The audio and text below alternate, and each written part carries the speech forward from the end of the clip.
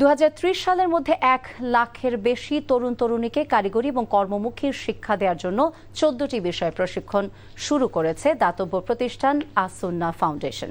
Mobile servicing, automobile technician, welding, AC, fridge মেরামত সহ এসব প্রশিক্ষণ কর্মসূচিতে ইতোমধ্যে 2000 শিক্ষার্থী প্রশিক্ষণ শেষ করেছে। নিয়ামুল আজিজ সাদেকের রিপোর্ট। 2022 সাল থেকে বন্যা, খরা ও প্রাকৃতিক দুর্যোগে মানবতার স্বার্থে এগিয়ে আসার পাশাপাশি দক্ষ মানব সম্পদ তৈরিতে নতুন উদ্যোগ নিয়ে আসছে আস-সুন্নাহ ফাউন্ডেশন। টেকনিক্যাল স্কিল আমরা শেখানো শুরু করি।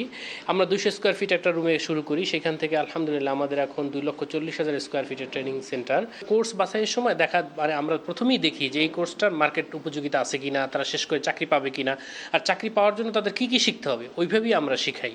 প্রতিষ্ঠানটি রাজধানীর আফতাবনগরে নিজস্ব ওয়ার্কশপ ও প্রশিক্ষণ কেন্দ্রে শিক্ষার্থীদের প্রশিক্ষণ দিচ্ছে।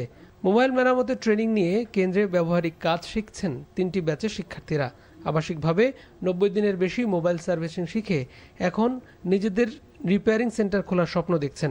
থিওরিক্যাল যে জ্ঞান দিয়েছে সেই অনুযায়ী আমরা সব আইডেন্টিফাই করতে পারতেছি কোন আইসি কী কাজ করে। প্রত্যেকটা সেকশন বাই সেকশন আমরা আলাদা আলাদাভাবে চিনি, জানি। অটোমোবাইল ও মোটরসাইকেলের যন্ত্রাংশ মেরামতের জন্য কয়েকটি গ্রুপে যুক্ত হয়েছেন দেশের বিভিন্ন স্থান থেকে আসা প্রান্তিক যুবকরা।